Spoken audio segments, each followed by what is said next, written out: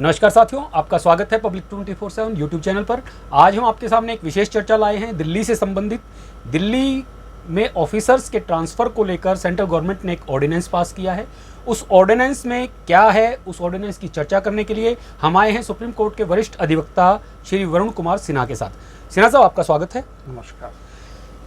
वरुण जी, ये जो ऑर्डिनेंस आया है, ये ऑर्डिनेंस किस लिए लाया गया है और सेंट्रल गवर्नमेंट को अचानक इस ऑर्डिनेंस की क्या जरूरत पड़ी? देखिए, ये जो सेंट्रल गवर्नमेंट जो ऑर्डिनेंस जो Delhi NCT amendment rules act ordinance amendment act 2023 जो आई है, उसके माध्यम से दरअसल जो संविधान पीठ सुप्रीम कोर्ट के फैसले से जो एक परिस्थिति पैदा हुई दिल्ली के अंदर कि जो सर्विसेज था संविधान पीठ के फैसले के हिसाब से वो दिल्ली सरकार की जो इलेक्टेड गवर्नमेंट हैं, उस इलेक्टेड गवर्नमेंट को ये अधिकार दिया गया, जबकि लैंड, यहाँ का लॉ एंड ऑर्डर और यहाँ का जो वो लैंड, लॉ एंड ऑर्डर जो था और पुलिस, ये केंद्र सरकार के माथा पर रखा गया। नतीजा क्या हुआ कि जो दिल्ली की सरकार थी, जिस दिन में फैसला आया उसी दिन से लार्ज स्केल पे वो आईएएस ऑफिसर और आईपीएस ऑफिसर्स की ट्रांसफ़र पोस्टिंग में लग गई। इसके वजह से एक क्योस का वातावरण पूरे दिल्ली सरकार के अंदर और दिल्ली के अंदर पैदा हो गया। दूसरी तरफ धरना प्रदर्शन, दिल्ली सरकार के जो मंत्री थे वो गवर्नर हाउस के एलजी के घर के सामने धरना प्रदर्शन पे बैठ गए। तो एक तरह से एक बिल्कुल कॉन्स्टिट्यूशनल क्राइसिस की स्थिति पैदा हो गई कि एलजी का अधिकार क्या है और गवर्नमेंट के जो इलेक्टेड बॉडी है एनसीटी दिल्ली के, उनके पावर्स सुप्रीम कोर्ट के जजमेंट के हिसाब से क्या है, यह एक टकराहट शुरू हो गई। ऐसी परिस्थिति में आप ये कह सकते हैं कि सरकार और एलजी के बीच एक इमरजेंसी जैसी सिचुएशन पैदा हो गई। ऐसी सूरत में केंद्र सरकार को स्टेप इन करना पड़ा और उनको ये अध्यादेश ले आकर के स्थिति को सुधारने के लिए ये काफ़ी आवश्यक था। उस अध्यादेश के माध्यम से उन्होंने एक अथॉरिटी क्रिएट किया है, जिस अथॉरिटी में 3 जो इलेक्टेड मेंबर के रूप में चीफ मिनिस्टर उस अथॉरिटी के हेड होंगे और उनके अलावा उसमें 2 सीनियर मोस्ट ब्यूरोक्रेट्स उसके सदस्य होंगे। और ये जो अथॉरिटी जो ऑर्डिनेंस के माध्यम से बनाई गई है, ये अथॉरिटी ट्रांसफ़र, पोस्टिंग, विजिलेंस, इन सारे मामलों पर विचार करके मेजॉरिटी व्यू से और वो फिर ट्रांसफ़र, पोस्टिंग ऑर्डर करेगी सारे ब्यूरोक्रेसी का दिल्ली सरकार के अंतर्गत और वह एलजी के अप्रूवल के लिए जाएगा।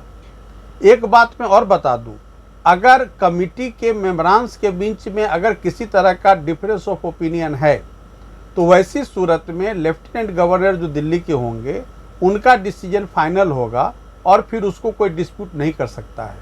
तो एक तरह से प्रशासन चलाने के दृष्टिकोण से उसमें किस तरह से एक तारतम्य बना रहे, एक दूसरे के प्रति कोऑपरेशन बना रहे, उस दिशा में ये जो ऑर्डिनेंस है ये एक बहुत बड़ा कदम है। सिन्हा साहब, ये जो सुप्रीम कोर्ट का जजमेंट था, उस सुप्रीम कोर्ट के जजमेंट में ऐसा क्या था कि भारत सरकार को ये ऑर्डिनेंस लाना पड़ा? देखिए, जो सुप्रीम कोर्ट संविधान पीठ के समक्ष जो प्रश्न था वो ये था कि क्या दिल्ली की इलेक्टेड सरकार को सर्विसेज यानी कि ट्रांसफ़र, पोस्टिंग या appointment on the post of civil servants, ये इनको अधिकार प्राप्त है या नहीं है। क्योंकि दिल्ली कोई राज्य तो है नहीं, इसको एक यूनियन टेरिटरी का दर्जा है। यूनियन टेरिटरी का जो स्टेटस है वो भारत के संविधान में डिफाइंड है। फिर जो 1991 में जो जीएनसीटी एक्ट आया, उसमें भी चूँकि आपको याद होगा कि संविधान की धारा 239 ए अमेंडमेंट के माध्यम से जोड़ा गया और उसके बाद जीएनसीटी एक्ट 1991 लाया गया। उसके माध्यम से दिल्ली में जो सरकार आई थी, आपको याद होगा बाद में 1992-93 जी। में। तो थोड़ा सा जो दिल्ली का जो यूनियन टेरिटरी का स्टेटस था उसको अपग्रेड किया गया, लेकिन उस अपग्रेडेशन का मतलब ये नहीं कि दिल्ली एक फुल फ्लेजेड स्टेट के रूप में है। आफ्टर ऑल वो एक यूनियन टेरिटरी ही बन करके रहा, जिसको कि national capital territory of Delhi नाम दिया गया। तो ये मादा आया, तो फिर जब आम आदमी पार्टी की सरकार आई तो आम आदमी पार्टी ने एलजी के अधिकार को चुनौती दिया, और 2018 में आपको याद होगा कि सुप्रीम कोर्ट की मेजॉरिटी ने यह कहा कि दिल्ली जो है इसको पूर्ण राज्य का दर्जा नहीं है, लिहाजा जो दूसरे राज्यों को जो संविधान में पूर्ण राज्य के रूप में जो फैसिलिटीज हैं या उनके जो अधिकार प्राप्त हैं वो सारे अधिकार Delhi as a union territory इनको प्राप्त नहीं है। लेकिन ये फेडरलिज्म के पार्ट हैं, जो फेडरल स्ट्रक्चर जो अपने भारत के संविधान में जो निहित है उसके ये पार्ट हैं। तो फेडरल स्ट्रक्चर के पार्ट तो हैं, लेकिन फुल फ्लेजर स्टेट इनको नहीं माना जाएगा। जी।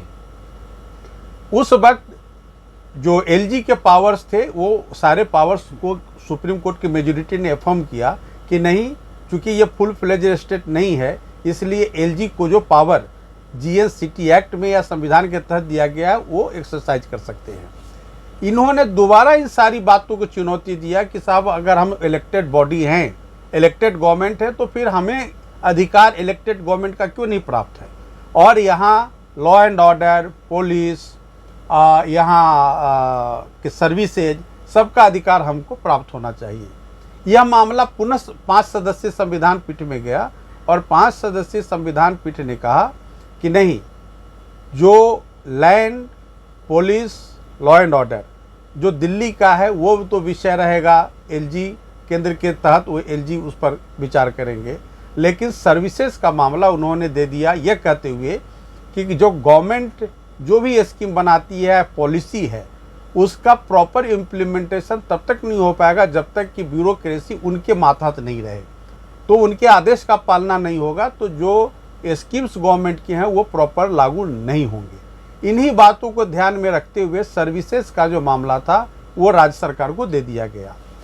अब जो प्रश्न आपने कहा है कि जो ऑर्डिनेंस है वो सुप्रीम कोर्ट के आदेश को कितना प्रभावित करता है, मैं आपको एक बात बता दूं कि जो ऑर्डिनेंस है वो सुप्रीम कोर्ट के फैसले के समक्ष आरे नहीं आ रहा है, क्योंकि सुप्रीम कोर्ट कहता है कि सर्विसेज जो है वो स्टेट गवर्नमेंट को ये अधिकार रहेगा।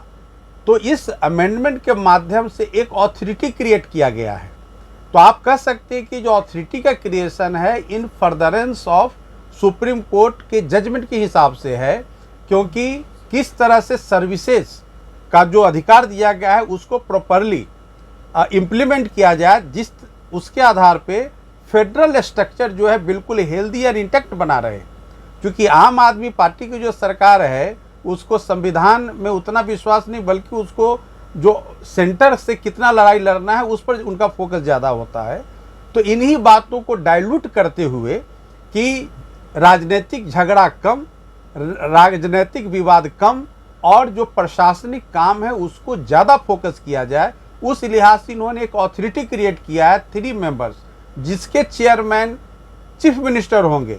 मतलब कि जो इलेक्टेड चीफ हैं सरकार के वो भी इसके हेड होंगे, और उनके साथ सरकार के 2 सीनियर ब्यूरोक्रेट्स होंगे। तो जो सुप्रीम कोर्ट का जो लेटर इन स्पीच है जजमेंट का, उसी अनुरूप ये अमेंडमेंट है ऑर्डिनेंस, और उसको क्रिएट करके 3 सदस्यीय कमेटी को पावर दिया गया है कि वो ट्रांसफर, पोस्टिंग और सर्विसेज से रिलेटेड जो भी डिसीजन है लेंगे, और उस पर फिर एलजी विचार करके मोहर लगाएंगे। अगर डिफरेंस ऑफ ओपिनियन है तो फिर एलजी का जो मत होगा वो फाइनल होगा। तो मुझे नहीं लगता कि जो ऑर्डिनेंस है किसी तरह से सुप्रीम कोर्ट के संविधान पीठ के जजमेंट के खिलाफ है, ऐसा कहीं कुछ नहीं है। सिन्हा साहब, सुप्रीम कोर्ट का जो जजमेंट आता है और उसको समन्वय में डालने के लिए ये ऑर्डिनेंस लाया जाता है, ताकि जो दिल्ली की सरकार है और एलजी इनके बीच समन्वय से काम हो पाए और दिल्ली सरकार अच्छे से दिल्ली के प्रशासन को चला सके। बिल्कुल, ये जो आपका जो प्रश्न है बिल्कुल माकूल प्रश्न है, क्योंकि जजमेंट आने के बाद दिल्ली सरकार के जो मिनिस्टर्स, उनके जो विधायक और उनके जो सपोर्टर्स थे, उन्होंने एक ऐसी स्थिति क्रिएट कर दिया सर्विसेज के नाम पे, एज इफ कि उनको बिल्कुल एब्सोल्यूट पावर मिल गया है और वो जो चाहे वो कर सकते हैं। और हद तो तब हो गई कि जब उनके मंत्री, उनके एमएलए एलजी ऑफिस के समक्ष, एलजी हाउस के समक्ष धरना दे रहे हैं और कहते हैं कि साहब फाइल को जल्दी निकालो, तो एक समझिए कि एक एनार्की की पोजीशन आ गई। ऐसी सूरत में केंद्र सरकार को इंटरवेन करना पड़ा टू सेव द सिचुएशन, ताकि इससे प्रशासन प्रभावित नहीं हो और बिल्कुल विवादित वातावरण न बने। इसलिए इस अथॉरिटी को क्रिएट करके और इस सब मामले को रिजॉल्व करने का एक बहुत ही सुंदर प्रयास इस ऑर्डिनेंस के माध्यम से केंद्र सरकार द्वारा किया गया है।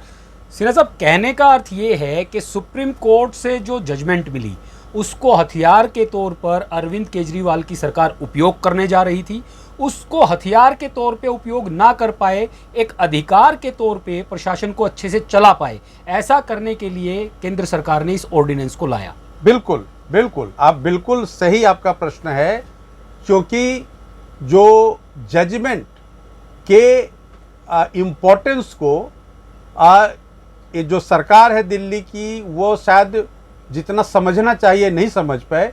उनको ये लगा कि मुझे सर्विसेज का पूरा अधिकार मिल गया है, लिहाजा उन्होंने एक क्योटिक सिचुएशन पैदा कर दिया और जजमेंट आने के तुरंत बाद पूरे सरकार में ट्रांसफर पोस्टिंग की प्रक्रिया शुरू हो गई।